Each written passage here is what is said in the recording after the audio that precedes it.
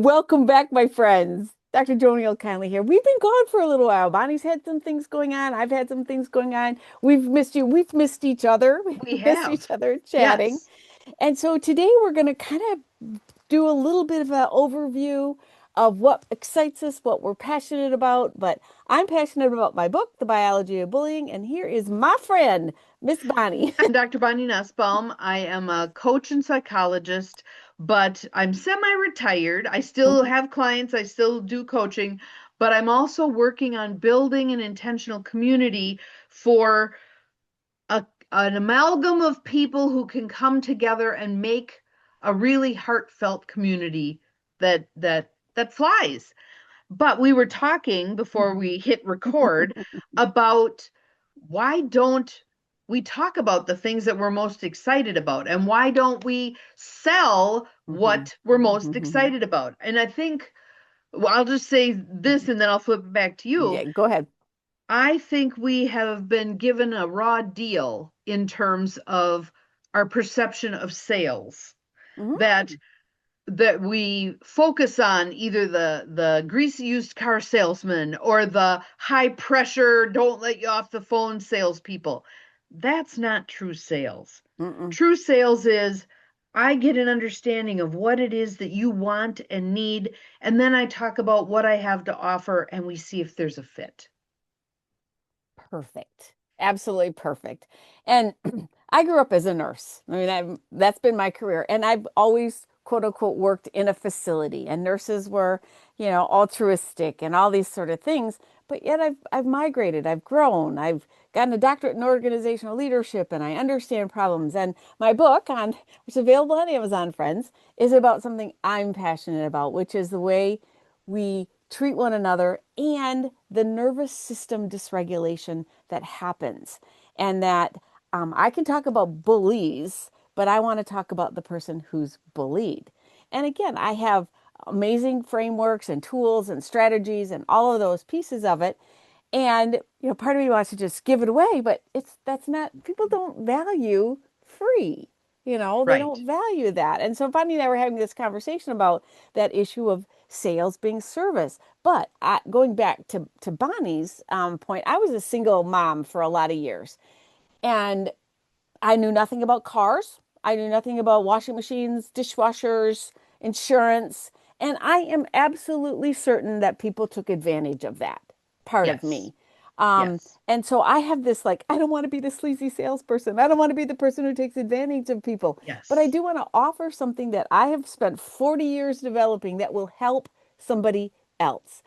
And Yes. And to not do that is doing a disservice. yes. You have this information, this knowledge, these tools that are going to make people's lives better. Hmm. And to not at the end of talking to a person or a group or an organization to not say, here's what I have to offer and here's what your investment is, Hmm. does a disservice to you and does a disservice to them. Yeah. The other thing, it just says, you're my first husband who had struggled with the law, was an insurance salesman who sold things illegally. And it's like, I don't ever want to be that person. I don't want to do that. I don't want to take advantage of people. And when you said that, all of a sudden I had this flashback of that, how those limiting beliefs just pop Yes. up.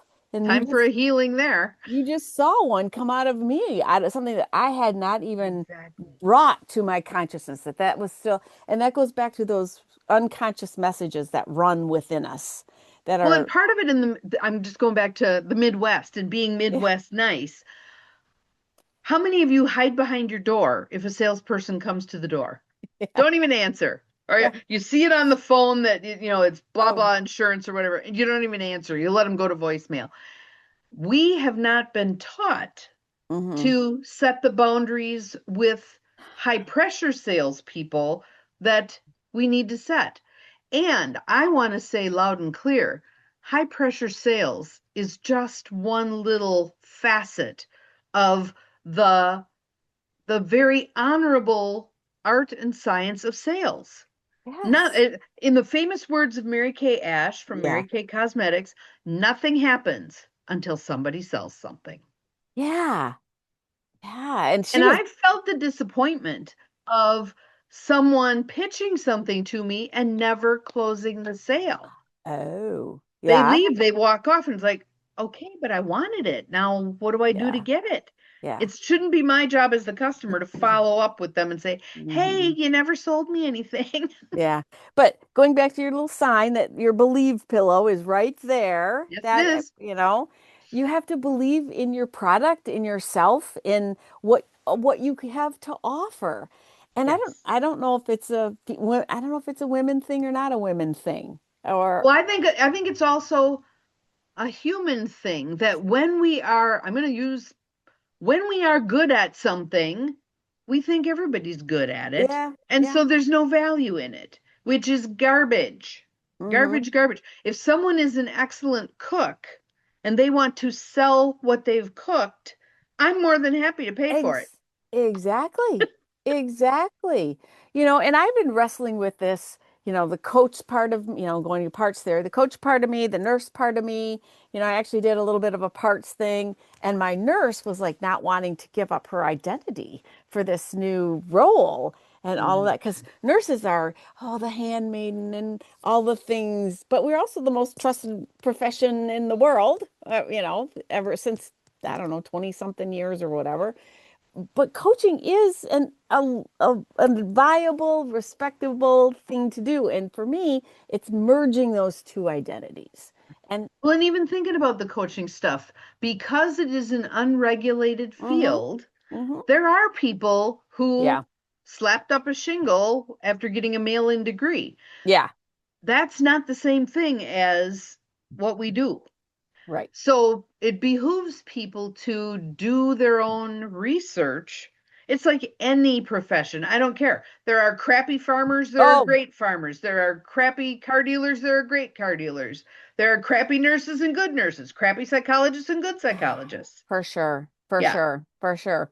And so your passion right now is in the intentional community that hmm you are, since I've known you, I don't know, 3, 4 years, that's kind of always been your bailiwick. And it's starting to have this different, not different vision, but it feels like It the, the, the time is becoming ripe. there you go. There you The go. time is becoming ripe. And more people are understanding because it's a different animal than your typical I'm just going to buy a house. I'm a Yeah. going to be a first-time homeowner.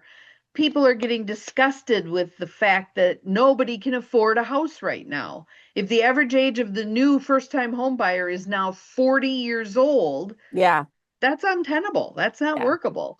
Yeah. So they're looking for other options, and I'm offering another option. hmm Here's a way that you can become a homeowner. And we've talked about this issue of community and this, my daughter, your daughter lives an hour and whatever away from you with the grandbaby Scarlett, which yay. And my grandbaby lives an hour and 10 minutes. They're moving an hour and 20 minutes away. But that sense of community, that belonging, that's the people. And hmm it has to be the key, that the word I really appreciate what you say is intentional. It's, Yes. a lot of our communities just are happenstance. Oh, I live next to Yeah. Mrs. Jones or Mrs. whatever and all Yeah. these sort of things. But what you're saying, and I'm paraphrasing, correct me if I'm wrong, is that you're building the physical structure, but you're also building the support structure and the Yes. emotional structure and all these other structure pieces will be layered in on top of a building to live in. Right. Just having the building to live in isn't sufficient. What do we have for support amongst each other? If you can't mow your lawn, maybe I mow your lawn for you. If you aren't home, you're held over Yeah. at work and you need someone to get your kid off the bus, I can do that. If Yeah. I need a light bulb changed and I don't want to climb on a ladder, I call you over. Yeah. That's community. That's Mm-hmm. Mm-hmm. community. See, I had told my daughter that we should have a compound and all live together. I mean, that would have been my mother's dream. She would have had us living in little houses around the big house, kind of a thing. There we go. There we And, go. And and there are those who aren't that fond of their family. They'd I, much rather have a family exactly, of choice. exactly. I Yes. mean, so the husbands are winning out right now that we have not a, Yes. So with regard to your book and your program, whatever, how are you envisioning what you want to offer? Well, it's taken me a long time, and Bonnie's well aware of this journey because I wanted to fix everybody. I wanted to help everybody in the whole wide world because everybody's bullied and all these pieces, and that doesn't work. That doesn't work. And so as I've published the book, the principles apply to everybody. But my background is operating room nursing. And when I think of the operating room, it is a different kind of health care than you get anywhere else. The physician, the patient's asleep. We're not, I mean, we are the guardian of that person, but the interaction is okay, count to 10. Bye bye now, you're asleep. But yet the individuals in that room have huge nervous system dysregulation. You think about all the things that could or would or should go wrong. And my doctoral dissertation was on bullying in the operating room. So why in heaven's name I just didn't stick to my lane, I don't know, but I'm back in my lane. I am back in my lane, and I was sharing with Bonnie. I have a couple of conversations with a couple system-wide operating room directors. Now, those of you who aren't OR nurses may not realize, but before the case starts, we do a timeout. Meaning, is this Mrs. Jones? Is she having your knee replaced? Which side? Do we have all the instrumentation? So we go around and we talk about the technical pieces of the case, but we never check in on each other. How you And doing today? is Yeah, how are yeah, you coming to this room? No, that is never, and I know a lot of people go, oh, I don't have time. I just want to get in and get out. I don't know that that's the case. We've never asked. And I shared a story the other day of when I was an operating room nurse. I'd been an OR nurse. And I went to the heart room, which is the most, in my mind, the best and the hardest thing. But I was kind of through my orientation and I was first scrubbed. And we were doing a heart case with a valve. So you have to put in this big cannula and they put the blood over there. I forgot to clamp the cannula. So I hand it to the surgeon and he puts it in and it is Mount Vesuvius of blood. And I was wrong. I had made this and he's glaring at me and get me some towels. Now, thank goodness my second scrub Emma, who was just moved up and I moved back and we did the case and I was standing there going, don't cry, don't cry, don't cry. He had very right. I had dysregulated that man. We were putting somebody on a heart machine and I had made a mistake. Now, the end of this story is I did the case, we got done, and there's a part where the first scrub has to hold the heart. So I'm literally in this doctor's armpit, and he's looking straight ahead, and I'm holding my heart, and my hand's freezing, and all this stuff. And he looks ahead, he goes, 10 and a half wides. And I'm like, what? He goes, you owe me a new pair of shoes. And that, I mean, he brought me to a place where he knew I was wrong. I knew I was wrong, but he knew I was a person. So what happened over the next few days is I did buy him 10 and a half wides, hip waders, hip waders. And they hung in the pump room until he retired. But that was an since I mean he could have said, "Don't let that woman ever in my room again." Don't da, da, da, da. And so I've been having this really conscious thought about the entire surgical team. I told Bonnie a really other quick story is all the other heart room nurses were on strike. I was the only one in the building. I was a manager. I was sat in the room, and the doctor that was doing this heart case, all he needed was to hear the word JoNeil and his head spun around because he was with all people he didn't know. And just my presence, and that's that therapeutic use of self. My presence alone, I opened a couple packages of sutures and he was happy and all those kind of things.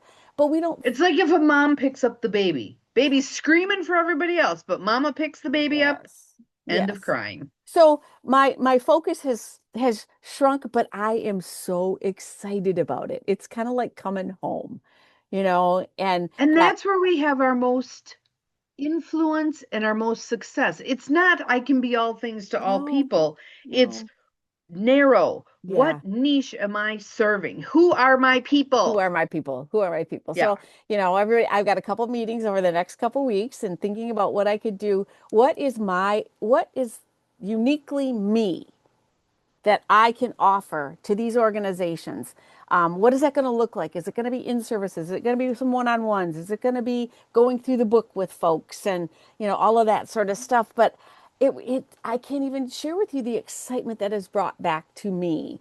I don't think I fabulous. get up in the morning and I'm happy to do this and working and writing and sending out books and doing all that kind of stuff. And I haven't had that.